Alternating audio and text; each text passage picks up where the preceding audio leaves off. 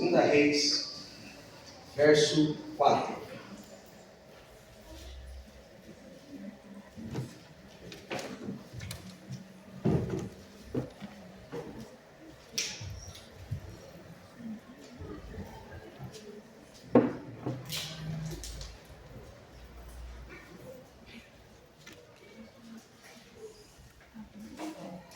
Amém, irmãos? Amém. Glória a Deus. Levanta sua Bíblia para o alto aí. Diga assim: eu sou. O que a Bíblia diz que eu sou. Eu tenho. O que a Bíblia diz que eu tenho. Eu posso. O que a Bíblia diz que eu posso. Um beijo nela aí, meu irmão. Glória a Deus. Aleluia. 2 Reis 4. Nós vamos ler aqui alguns versículos. 2 Reis 4. A mulher de um dos discípulos do profeta chamou ou clamou a Eliseu: meu marido, o teu servo, morreu. E tu sabes que o teu servo temia ao Senhor. Agora, cobradores, credores, vêm levar os meus 2 filhos para serem escravos.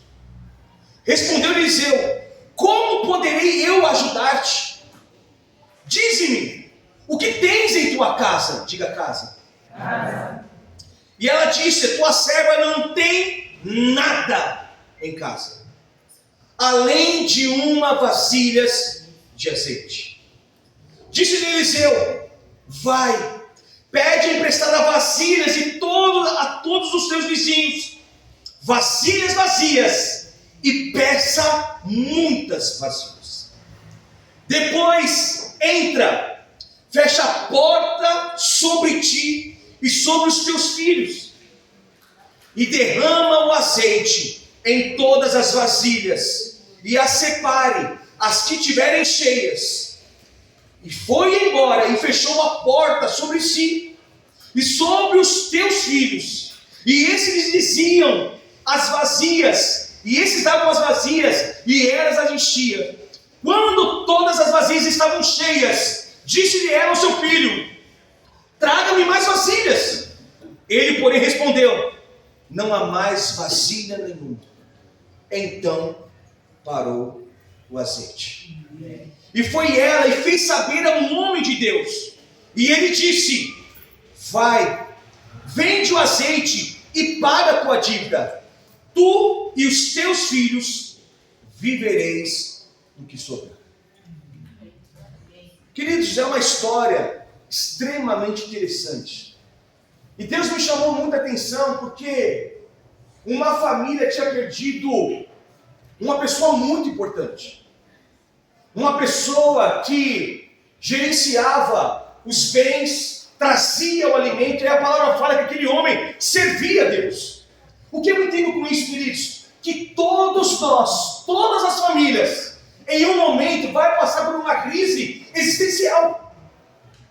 Todos nós estamos afadados a passar por um certo tipo de situação desagradável, que vai trazer um certo tipo de incômodo. E nós vivemos isso, seja independente da classe social que você esteja. Vou refrescar a sua memória. Em 2019, nós tivemos o Covid-19. E a Covid-19, ela não só pegou só pobre, ela pegou todas as classes sociais. Seja o rico, seja o pobre, seja aquele que tem o dinheiro para sustentar, seja aquele que não tem o dinheiro para sustentar, seja o mendigo, pegou todos. Uma crise existencial. Alguns ficaram assintomáticos, alguns foram para a UTI e alguns foram para a sepultura. Mas a crise, ela existe. As crises, as dificuldades, elas existem. E nós não podemos negligenciar isso nos dias de hoje. Às vezes o que você está passando hoje na sua casa é uma crise existencial. É uma dificuldade que você está passando e você olha para Deus, você olha para as circunstâncias, você olha para a vida, você olha para os problemas, para o seu marido, para o seu filho, e você diz: como nós vamos sair disso? Como é que eu vou ter força para avançar? Como é que eu vou ter força para caminhar? Porque eu não tenho. Mas a situação daquela mulher era muito pior. pior, por quê? O marido que sustentava morreu. Imagine. Só dar um exemplo, uma suposição. Bispo, o homem foi embora. Amanda, o Alex foi embora. Kevin, o Adriano foi ficar com o papai. Olha a dificuldade. A palavra fala que veio uma pessoa e diz assim: olha, o seu marido está nos devendo. Ela olha para casa, ela olha para as finanças e diz assim: eu não tenho nada. E naquela época, irmão, o que as pessoas faziam? Elas pegavam os filhos. Então imagine, Vivi, a pessoa chega na sua casa e diz assim: Viviane, você precisa me dar os seus 3 filhos. E eles seriam como escravos em outro lugar. Era tomado de posse aquilo. Aquilo que você tinha era tirado seu. Imagine o desespero daquela mulher: eu não sei o que fazer. E a palavra fala que aquele homem deixou uma dívida tremenda. As pessoas foram cobrar porque ele estava devendo, porque ele estava com uma pendência. Irmãos, escute algo. A palavra fala que nós, como pai, precisamos trazer futuras provisões para os nossos filhos. O texto diz, olha o que diz. Provérbios 13:22. O homem bom deixa herança aos seus filhos, dos seus filhos. O que está dizendo? Eu vou deixar a herança para o meu filho e para o meu neto. Diga amém por isso, homens. Amém. Irmãos, nós iremos deixar a herança para os nossos filhos e para o nosso neto. Isso é princípio de Deus. E ele diz assim: para os seus filhos, mas a riqueza do pecador é depositada para o justo. Aí ele está dizendo: Deus tira do ímpio para dar pro justo. A nossa função como pai é dar o melhor para o nosso filho. Mas aquela situação estava totalmente contrária com aquilo. Ele não tinha nada, não tinha nenhum tipo de reserva, não tinha o que fazer. E a pessoa vem e diz assim: me dá os teus 2 filhos. Silvana, pode me dar o Leandro e o Sidney, porque esses meninos vão trabalhar em outro lava rápido, sem ganhar dinheiro nenhum. E que lute a Silvana. Há dificuldade, irmãos. E o tema dessa mensagem é: enquanto tiver azeite, enquanto estiverem vazias, terá azeite. Eu quero dizer para você, irmãos, tem coisas esperando você na sua família. Tem coisas que Deus quer tratar na sua família. Tem coisas que Deus quer restaurar hoje na sua família. Tem unções que hoje Deus quer derramar na sua família. E você olhar para a situação que você está passando e dizer o seguinte: eu vou vencer isso, eu vou avançar com isso, os meus filhos serão bênção, a minha família será uma bênção, eu e a minha casa serviremos ao Senhor. Amém. Nós precisamos, nós não podemos olhar as dificuldades, as circunstâncias e nos abater mediante a isso, e olhar e dizer: meu Deus, o que eu vou fazer? Não, há uma solução. E essa mulher, ela nos mostra, ela nos revela coisas importantíssimas aqui. E eu quero compartilhar 7 coisas com você. O que essa mulher fez pela sua família. E que muitas vezes nós precisamos fazer hoje, na nossa família, na nossa casa. Ou às vezes você fazer na sua casa. E eu quero ler com vocês. Deixa sua Bíblia aberta. E acompanhe comigo. Verso 1. A mulher de um dos discípulos do profeta clamou, ou em outras traduções diz chamou a Eliseu. A primeira coisa que essa mulher fez, em tempos de crise, ela não ficou parada. Em tempos de crise, aquela mulher pediu ajuda. Irmãos, a história dela podia ser totalmente outra. Ela podia ficar totalmente, se esconder, fugir. Mas quando ela veio na situação, o problema dela é que ela não ficou parada. O problema é que muitas vezes acontece, irmãos. Nós paralisamos em meio a tantas guerras.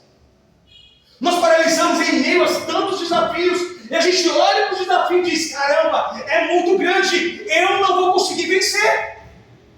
Mas ele olhou para a situação e disse: eu não posso ficar parado. Eu não posso me paralisar mediante aquilo. Eu preciso andar. Eu preciso avançar. A pergunta é: o que você está fazendo hoje? Mediante aquilo que acontece com você. O que está acontecendo quando você se depara com uma situação que é desfavorável a você? Você para. Você paralisa, você olha as circunstâncias, aí, meu Deus, e agora? Ela não fez isso, irmãos. Pelo contrário, ela olhou para a situação e disse: eu não posso ficar parado olhando para os meus filhos e as pessoas virem comprar para os meus filhos. Eu não posso. Irmãos, a palavra diz que um dia Jesus estava ministrando numa casa. A casa estava abarrotada de gente. Não havia como mais entrar. As janelas entupidas de pessoas. Mas havia lá fora um paralítico. Havia uma necessidade. E eu imagino aquelas pessoas: gente, dá licença, olha, eu estou com um paralítico aqui e eu preciso entrar com ele. A pessoa olha e fala: desculpa, eu sei que ele está doente, mas não dá. Eles vão para uma outra janela, correm para o outro lado. Ei, nós temos um amigo aqui, nós precisamos entrar nessa casa. Não dá. Quantos não que eles ouviram? O texto não diz, mas diz que eles não conseguiram achar passagem para entrar na casa. Eu imagino o paralítico dizendo o seguinte: para com isso. Não vai dar. Você já foi naquele lugar, a pessoa já falou. Não vai dar. Mas eu imagino que um dos amigos diz assim: seguinte, não tem nenhum espaço, mas tem um telhado. Imagina a dificuldade, irmãos. Você carregando um paralítico em cima de um telhado. É a mesma coisa que esse lugar está cheio aqui. Não tem como passar. E uma pessoa sobe lá em cima do telhado. Um pega do mau lado, um pega do outro e diz assim: olha, nós vamos orar por você antes para você não morrer. E aí pega o menino, vai subindo lá em cima do telhado. Imagine, não era esse telhado, era telhado de pau, de negócio assim, estralado. Tec. Vai morrer alguém aqui hoje. E aí ele falou assim: não, vamos por aqui. 4 pessoas mais paralíticos, irmão. Eles não pararam em meio às dificuldades. Então a pergunta é: por que nós paramos? Olha para a pessoa do lado, diga assim: você parou em meio às dificuldades? A gente não pode parar. Quando se depara algo, irmãos, o que eu quero dizer para você hoje: Deus vai nos fazer mais forte hoje como família, porque nós não iremos parar mediante a dificuldade que acontece sobre nós. Nós não podemos parar. E a palavra fala que eles descem. Quando Jesus vê aquele paralítico descendo, Jesus, a palavra fala que Jesus fica espantado. Ele nem olha para o paralítico e fala assim: olha, a fé de vocês salvou essa pessoa. Levanta e anda. Sabe por quê? Porque Jesus viu algo diferenciado na vida deles. Jesus ama pessoas que continuam. Jesus ama pessoas que olham para o problema e dizem assim: vai continuar, vai vencer, porque a minha graça te basta. Sabe o que é graça, irmãos? É a capacidade de você suportar aquilo. E você diz: é uma graça merecida. Então eu quero dizer hoje para você que Deus está dando graça na sua família. Amém. Deus está dando graça para você. Amém. Vou dar outro exemplo. A mulher cananeia, Mateus 15, 21. Irmãos, essa palavra aqui é sensacional. A palavra fala que a multidão estava passando e uma mulher gritando atrás. E aí Jesus disse assim: olha, Jesus, pelo amor de Deus, fala com essa mulher. Quando Jesus olha para essa mulher, foi: olha, não, até as bengaleiras, nem olhou. Jesus nem deu atenção para ela. Aquela mulher começou a insistir. O texto diz que os discípulos não aguentavam mais. Jesus, para e fala. Irmãos, aquela mulher não desistiu porque a filha dela estava totalmente enferma. Não era da linhagem de Jesus. Pelo contrário, havia uma rixa entre a linhagem deles, entre as gerações dele. E Jesus menosprezou ela, nem deu devida importância. Mas aquela mulher não desistiu. E aí Jesus para, olha e diz: olha, pela tua existência, pela tua fé, por você não parar. Quando você chegar na sua casa, tua filha está curada. Glória a Deus. Escuta o que eu vou dizer para você agora. Se você não parar, se você continuar, as coisas vão começar a mudar na sua casa. Amém. Então, você não ouviu isso, vou repetir novamente. Se você não parar, se você continuar, as coisas vão melhorar na sua casa. Amém. Então não pare. Diga para 3 pessoas assim, meu irmão, não para. Mas diga com convicção para ele assim, não para. Segunda coisa que essa mulher fez. Verso 1 ainda. Ele diz assim, meu marido, meu servo está morto. E agora o credor vem levar os meus 2 filhos para serem escravos. Segunda coisa, ela não aceitou aquela situação. Ela não aceitou o decreto que haviam dado para a vida dela. Ela olhou assim, ninguém vai tomar o que é meu. Ninguém vai tirar o que é meu. O problema é que hoje, querido, sabe o que eu vejo? Que nós não damos devido valor a algumas coisas. Hoje, essa semana eu vi de uma mulher que não era crente. Ela falou o seguinte, rapaz, eu fui instalar uma rede com uma pessoa lá, ela era divorciada ainda. Aí ela falou assim, nossos casamentos de hoje estão durando pouco, né? Vocês estão durando 2 anos, daqui a pouco vai todo mundo embora. E aí um vai para um lado, vai para o outro. Ou tem, é casado, solteiro, num caso, totalmente. E muitas vezes nós não damos o devido valor àquilo que é importante para nós. Casamento é importante. Sua esposa é importante. Os seus filhos é importante. O trabalho que Deus deu para você é importante. O problema é que muitas vezes nós recebemos decretos na nossa vida e colocamos isso como prova viva para nós. Colocamos aquilo que realmente, aquilo é verdade. Irmãos, eu lembro de uma vez, claramente, que uma mulher chegou assim na casa da minha mãe, morávamos aqui ainda. Ela falou assim para ela, olha, eu vejo um caixão saindo da sua casa. Disse para ela, o maior doente era quem? Eu. Nossa, ela nem lembrou do Pedro Paulinho. Pedro com o nariz correndo, uma muralha. O Paulinho também não ficava doente em nada. Quem ficava doente? Esse tempo, irmão, mudava. Ontem estava um pouquinho quente, hoje está um pouco mais frio. Cadê a bombinha? Cadê a bombinha? Quem trouxe a bombinha aqui para ficar preocupado? Se eu ficasse... Nem era assim, era inalador. Ficava ruim. E aí, quando ela recebe um decreto daquele, ela fala: o João vai morrer. O João vai morrer. Ele vai morrer. Vamos orar pelo menino, pega o menino, unge o menino, taca o olho no menino. Mas, irmãos, ela podia receber aquela palavra e ficar: meu Deus, já era o meu filho, tem que conseguir comer antes da sua partida. Irmãos, muitas vezes nós recebemos decreto e colocamos isso como um fator principal da nossa vida. Irmãos, eu não estou firme e forte, mas uma palavra, uma pessoa declarou uma palavra: não aceite a situação. É a mesma coisa, eu lembro da minha mãe quando recebeu o histórico. Eu lembro meu pai falando no telefone: e aí, pai? Como é que tá a mãe? Minha mãe ficou internada por causa foi para UTI por causa da Covid. E falou assim: ó, sua mãe está cheio de furo no pulmão. Vai morrer, mãe.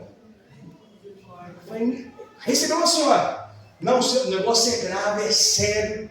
Isso em 2019.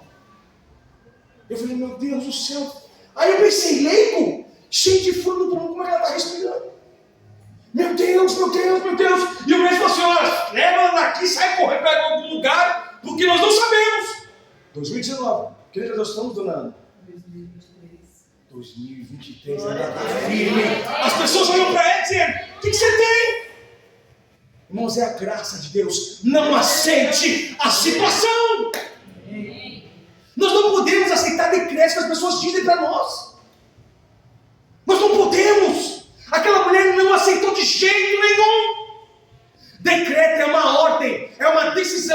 dizendo: você não vai vencer, Sidney.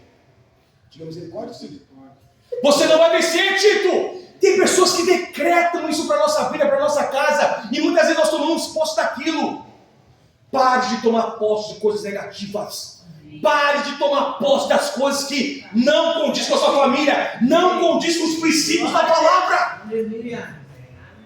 Ela não aceitou. Ela diz a primeira coisa: o meu marido foi servo do Senhor, então eu não aceito levar os meus filhos como escravos. Primeira coisa, não fique parado. Se mova, peça ajuda. Segunda coisa, não aceite a situação, não aceite decretos negativos. Salmo 144 diz assim: bendito seja o Senhor, minha rocha, que ensina as minhas mãos para a peleja e os meus dedos para a guerra. Eu quero dizer hoje que Deus vai te dar a ferramenta hoje na sua mão. Levante sua mão para o alto. Levante sua mão. Pai, eu profetizo sobre esse lugar que hoje Deus vai dar ferramenta nas suas mãos e nos seus dedos, para que eles não venham parar em nome de Jesus. Terceira coisa que ela fez. Verso 2. Respondeu Eliseu: como poderei ajudar-te? O que tens em casa? E ela disse: tua serva não tem nada em casa, além de vasilhas e azeite. Disse-lhe: vai, pede emprestado vasilhas. Queridos, que situação que me chamou a atenção. Ela não tinha recurso nenhum. Ela pegou a primeira situação e disse: eu não posso parar. Eu não posso receber decretos da minha vida. E aí o profeta diz o seguinte: o que você tem na sua casa? Eu não tenho nada a não ser vasilhas. Olha para o seu mão lado. Olha para ele. Agora dê um sorriso para ele assim: vasilha paga alguma coisa? Olha de novo e responde para ele. Não paga, irmãos. Vasilha não paga nada. Nada. Mas o profeta disse: o que você tem na sua casa? Eu tenho vasilhas. Mas vasilha cheia não, vasilha vazia. Pior ainda. E ele disse: vai. Irmão, sabe o que eu entendo? Sabe que algumas coisas como vão mudar na nossa vida é quando a gente obedece. Irmãos, era tão difícil obedecer mediante vasilhas vazias. Sabe o que abre portas de milagre? É quando a gente começa a obedecer. Sabe quando as coisas começam a mudar na sua casa, na sua vida? É quando você começa a obedecer. Às vezes você vai dizer o seguinte: meu Deus, eu vou obedecer uma ordem dessa, uma ordem que não tem sentido nenhum, não tem nexo nenhum. Ele pediu para me pegar vasilhas e ir para minha casa. Não tem sentido. Mas ele disse: pela tua palavra eu vou obedecer. Irmãos, o problema nosso é que muitas vezes a gente não quer obedecer. Deus fala coisas para nós. Deus dá direções para nós. Deus diz: meu filho, faz isso. Meu filho, para de ser preguiçoso. Meu filho, anda. Meu filho, não peca. E a gente olha para nós e a gente não quer obedecer. Para alguns hoje foi uma luta estar aqui. Para alguns hoje foi uma guerra. Meu Deus, eu vou na igreja de novo. Ai, por quê? Ai, meu Deus. Vai ouvir o louvor. Vai ouvir aquilo. Obedece. Eu aprendi uma coisa no meu ministério: eu preciso obedecer. Eu preciso obedecer. Não obedeço aos pastores, obedeço a Deus. E estou debaixo da ordem deles. Mas eu preciso primeiramente obedecer o que o Senhor me chamou para fazer. Então faça. A primeira ordem que Deus dá para Josué, escuta. A primeira ordem que Deus dá para Josué, ele diz o seguinte: Josué 1:8. Josué, medita nessa palavra dia e noite, para que você não tenha medo de fazer segundo tudo quanto nela está escrito. Vou traduzindo as palavras: obedeça essa palavra, seja fiel a essa palavra, porque aonde você andar, eu vou fazer, escuta agora, eu vou fazer prosperar todos os teus caminhos. Irmãos, a gente precisa obedecer. Não é fácil obedecer, mas obedeça. Obedeça. Muitas vezes nós queremos sempre lutar, sempre guerrear, sempre se opor ao nosso marido, sempre se opor à nossa esposa, sempre se opor ao nosso chefe, e muitas vezes nós não encontramos graça de Deus, porque a gente não obedece. Todas as pessoas que obedeceram, irmãos, vou citar algumas. Primeiro, Abraão. Deus disse assim para Abraão: Abraão, sai da tua terra e da tua parentela e vai para a terra que eu vou te mostrar. Nem sabia para onde ia. Ele pega a sua mala, pega a sua esposa, vamos. No meio da sua trajetória toda, o homem fica próspero. Aleluia. O homem pega o filho: Abraão, me dá seu filho. O homem pega, põe o menino no braço, deita o menino, pega o cutelo, chega. O homem obedecia. E Deus abençoou a vida dele de uma tal maneira. O problema é que hoje as famílias não querem obedecer. Filhos, obedeça. Eu preciso obedecer. Mesmo mediante a minha idade, mesmo chegando aos 40 anos, eu preciso obedecer. E aí eu vejo em casa: Luiz obedece, Igor obedece. O problema é que muitas vezes a gente não quer. A gente não quer. E aí depois a gente não sabe por que as coisas não acontecem em nossa vida. Mas aquela mulher fez o seguinte: eu preciso obedecer. Ela pega aquelas vasilhas, começa a pedir vasilhas, pega vasilhas e enche a casa de vasilha. Imagina, irmãos, tinha vasilha para tudo quanto é lá dentro daquela casa. Peguei as vasilhas todas. Aí acontece outra coisa. Verso 3. E disse-lhe: pega emprestado vasilhas, todas as vasilhas dos teus vizinhos, e não peça aos teus vizinhos vasilhas, e peça muitas vasilhas.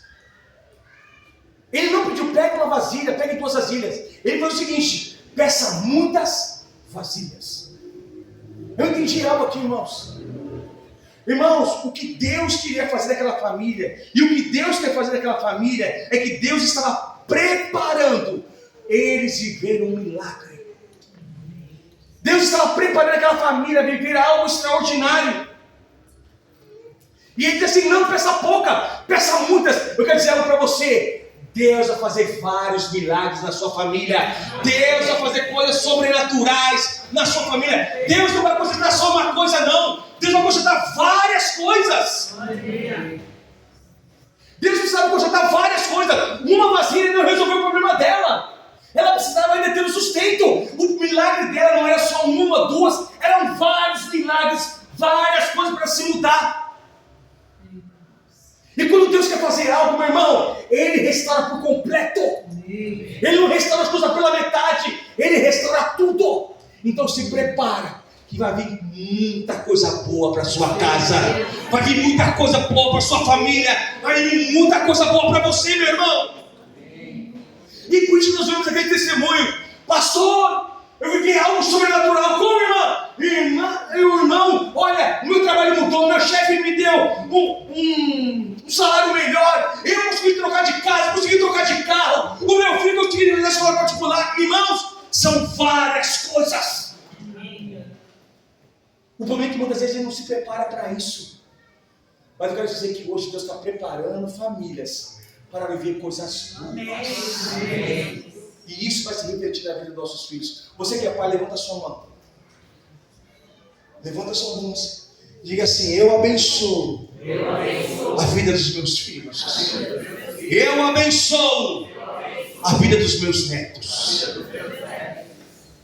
A gente precisa. A gente precisa. A palavra fala: eu abençoarei aqueles que te abençoarem, e amaldiçoarei aqueles que te amaldiçoarem. A palavra fala que Deus abençoa até 1000 gerações. Deus vai fazer isso um milagre sobre a vida do bispo e da bispa. Deus vai fazer na minha vida, na vida do Igor, na vida do filho do Igor, na vida do filho do Igor, do filho do Igor, do meu neto, do meu bisneto. Se a gente não olhar isso, irmãos. Esses dias me deu um estralar assim. Eu estava em casa deitado no cacique. E aí eu falei assim: sim, daqui 150 anos não vai estar ninguém mais vivo aqui.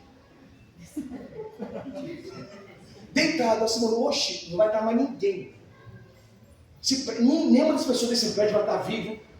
Esse prédio não sei se vai estar de pé. A igreja não sei quem vai ser o pastor. Eu não sei quem vai ser. Deu uma loucura. Mas eu sei. Aí eu falei assim: mas eu sei que a minha descendência vai estar aqui. Amém. A minha descendência vai estar aqui. Eu não sei se eu vou conseguir olhar lá de cima. Eu não sei. Mas aí eu comecei a fazer. Eu vi o meu bisavô. O meu bisavô teve o privilégio de ver o bisavô dele, né? Ele não, ainda eu tinha o Igor. Ele viu o tataravô. Ele conseguiu ver o Igor. Então, ele tinha... Nasceu o filho dele. Aí depois nasceu meu avô. Nasceu meu pai. Nasceu a mim e nasceu o Igor. Ele viu 4 gerações. E eu olhando tudo isso deitado. E aí eu olho para a minha vida. Eu estou no caminho de Deus porque lá atrás alguém estava olhando para uma geração. Amém. Sabe o que é isso? Muitas vasilhas. Venha, a sua família será abençoada. Nájila, sua família será abençoada. Lúcia, sua família será abençoada. Fabrício e Carla, a nossa família será abençoada. Então, irmãos, não limite os milagres que Deus quer fazer na sua vida.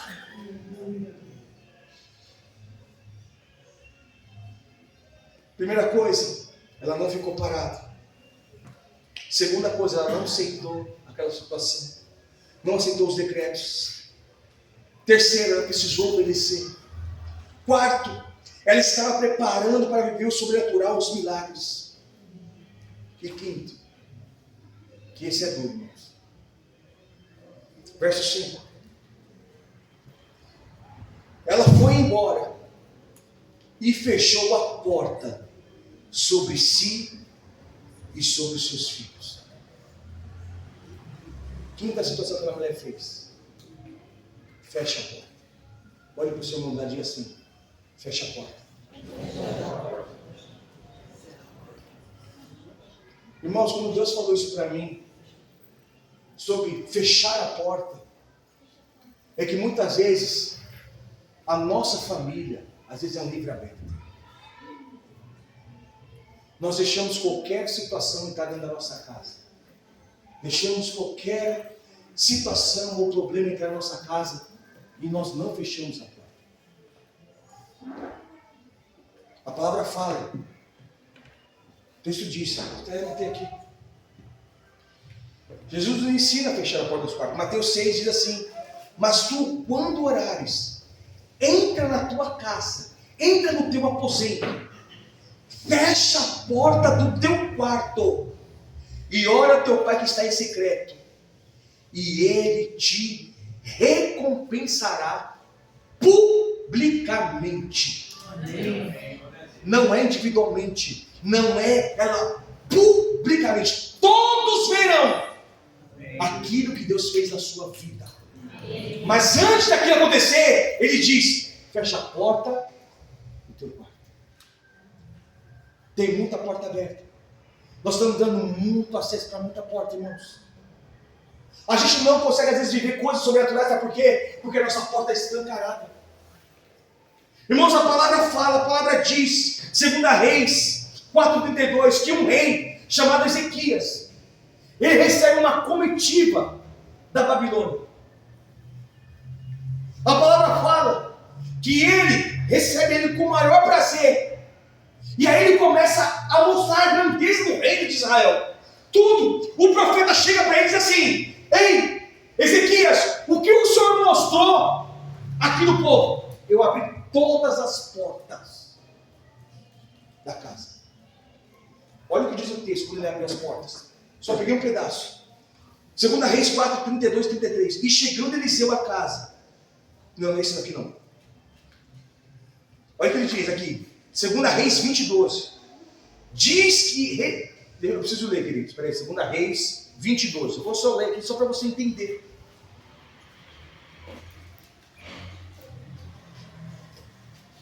Olha o perigo de quando a gente abre a porta da nossa casa.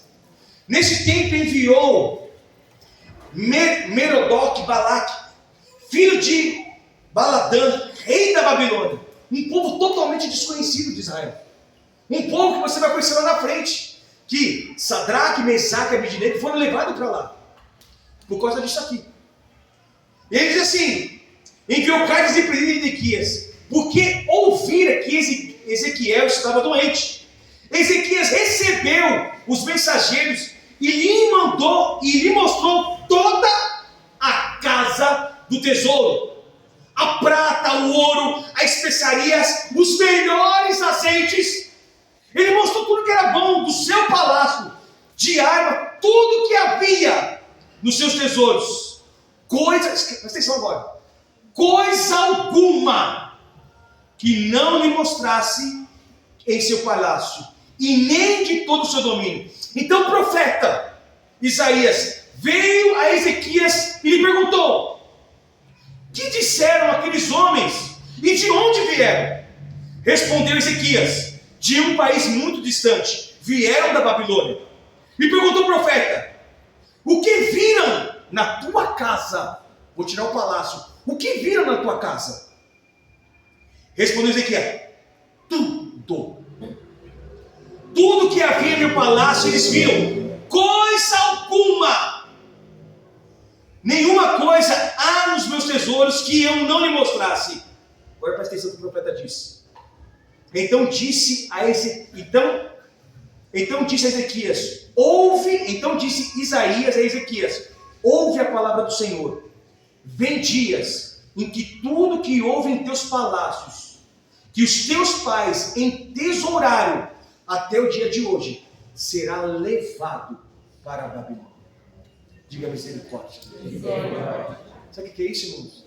Quando a gente abre a nossa casa e não fecha a porta. Nós colocamos pessoas estranhas na nossa casa e não sabemos o dano que isso acontece, o mal que acontece. Não estou dizendo de casa, mas estou dizendo, às vezes você abre o seu coração, abre intimidade, fala do seu marido, fala do seu filho, para a pessoa que não tem princípio, não tem coisa alguma. Olha, ele diz assim, ainda ele diz assim, vem dias que teu palácio, teus pais e teus herados será levado para a Babilônia. Não ficará coisa alguma, disse o Senhor, até mesmo os teus filhos e os descendentes de ti, que tu geraste, tomarão para serem eunucos. Sabe o que é eunuco, irmãos? Eles tiram o órgão genital do homem. Você entende? Ele chamou uma pessoa para dentro da sua casa e disse o seguinte: tudo aquilo que o profeta disse, porque você abriu a porta da sua casa, eles vão pegar a sua descendência e vão cortar os órgãos genitais para morar no nosso palácio. Porque uma pessoa abriu a porta. A pergunta é: o que tem entrado na sua casa? O profeta disse para aquela mulher: fecha a porta da tua casa. Fecha a porta da tua casa. O problema é que muitas vezes a gente não consegue entender o que está entrando na nossa casa. Irmãos, tudo que é novo na minha casa eu olho. Tudo. Primeira coisa nova que veio o cachorro. Depois de muito tempo. Sabe o que eu fiz? A primeira coisa, ele entrou na nossa casa. Pega o óleo, Simone. Peguei o óleo. Peguei aquele minúsculo. Vem cá, filho. Pai, em nome de Jesus. Ele não vai comer nada nessa casa. Espírito Santo, se ele comer, vai ter um grande dano para a vida dele. Pai, eu oro, Pai, os dentes deles. Unge essas cadeiras. Unge o meu sofá. Unge o meu chinelo, Deus. Esse cachorro faz parte agora da minha família. Então, Senhor, tudo que o Senhor tem me abençoado, esse cachorro será abençoado em nome de Jesus.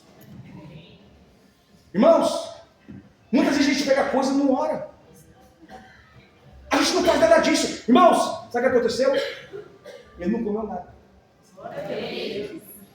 Não comeu nada. O cachorro é uma bênção. O cachorro é uma bênção. Eu estou gostando do cachorro.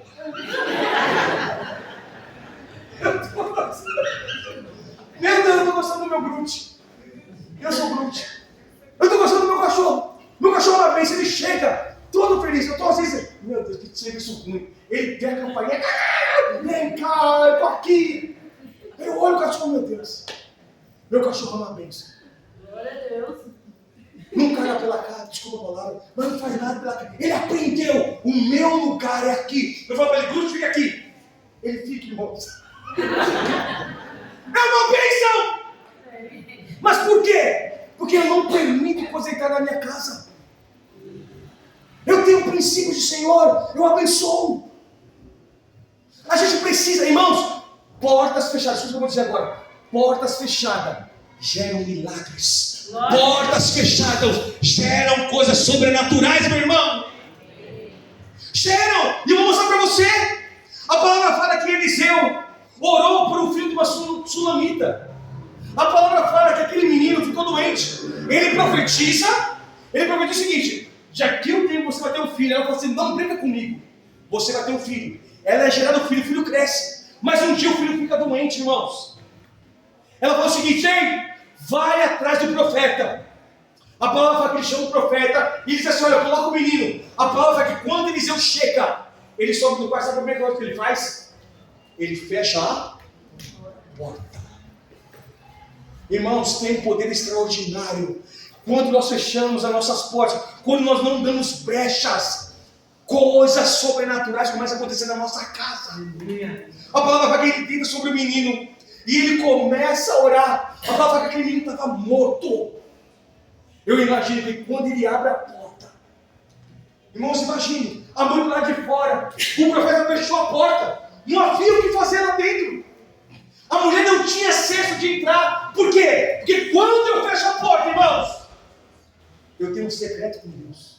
Eu tenho algo extraordinário com Deus. Mas quando aquela mulher abre, eu imagino o profeta saindo. E quando sai, vem cá, menino. Sabe por quê? Porque quando a gente fecha a porta, coisas sobrenaturais acontecem na nossa casa.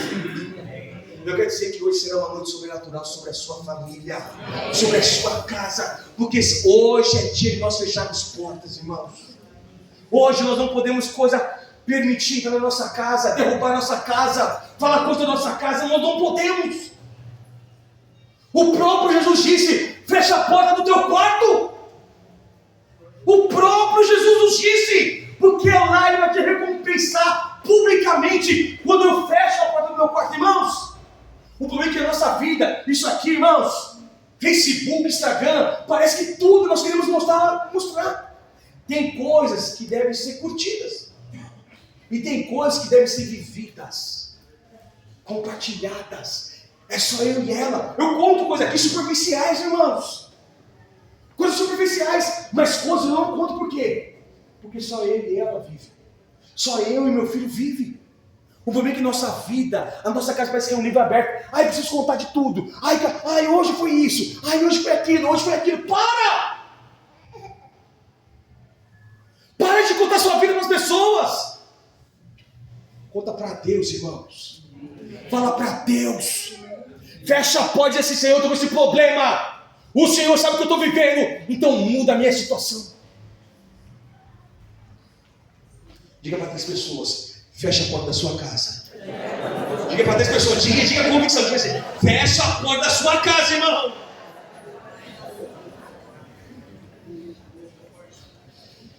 Terminando, duas coisas, irmãos. Verso C. Voltamos lá.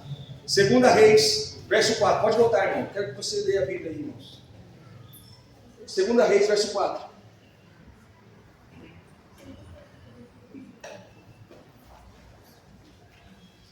Estou terminando. 2 Reis 4, verso 6. Quando todas as vasilhas estavam cheias, disse ela ao seu filho: traze-me mais vasilhas.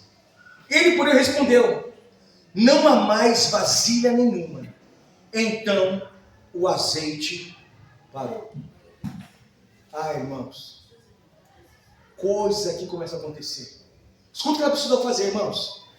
Irmãos, para coisas acontecerem na nossa casa, ela precisou, primeiro, não ficar parada. Segunda coisa, ela não aceitou a situação. Terceiro, ela precisou obedecer mediante a palavra que ela recebeu. Quarto, ela se preparou para viver coisas sobrenaturais da sua geração. Quinto, ela precisou fechar algumas portas na casa dela. Mas o sexto começa a mudar. O sexto, ela faz que aquela situação começa a se resolver. Quando o azeite para, é que já estava no tempo certo daquela luta acabar. Eu quero dizer para você, irmãos, que chegou o momento das lutas da sua vida acabarem, irmãos.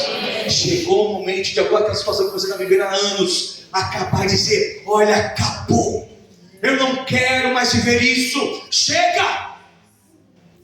Irmãos, ela viveu isso. Quando o azeite para, meu filho, dá mais vasilhas. Mamãe, acabou. Ela entendeu que aquele problema foi resolvido. Irmãos, eu quero dizer para você: entregue o seu problema nas mãos de Deus.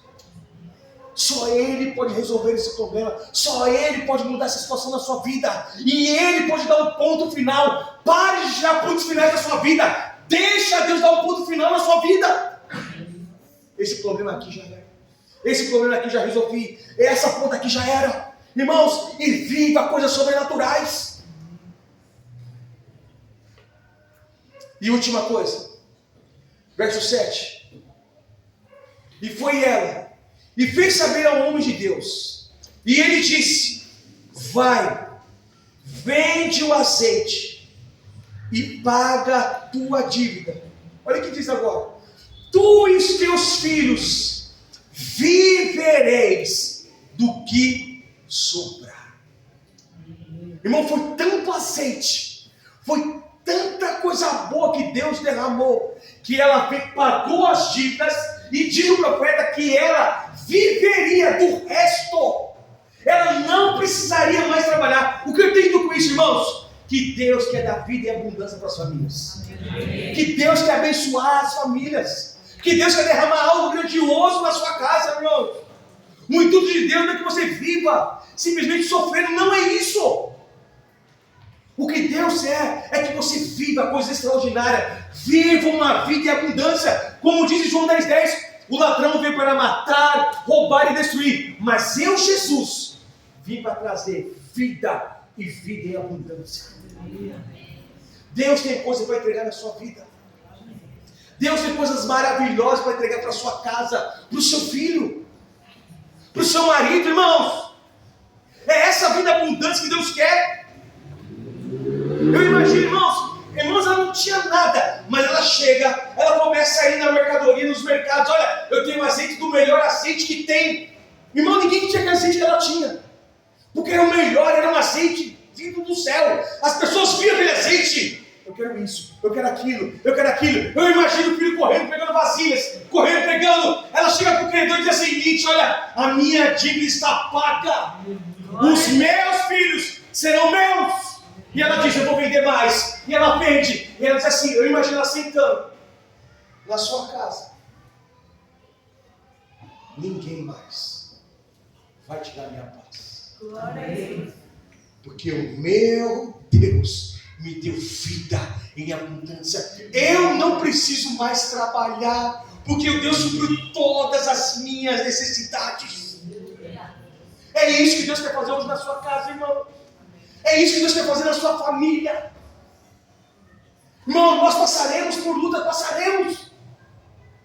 Mas essa mulher nos mostra que é possível a gente vencer. E no final de tudo, a gente celebrar. A gente se regozijar com aquilo que Deus vai fazer na nossa casa. Você pode olhar para você e dizer, mas pastor, como é que Deus vai fazer isso na minha vida? E uma vez essa mulher estava pior. Não tinha marido. A única coisa que ela tinha eram os filhos. Mas ela confiou na palavra de Deus. E hoje eu quero orar por você. Eu quero orar pela sua família. E hoje eu sei que é uma noite, irmão, que Deus está extremamente de olho em você. De olho nas causas que você tem passado. Nas dificuldades que você tem vivido. Deus está de olho, irmãos.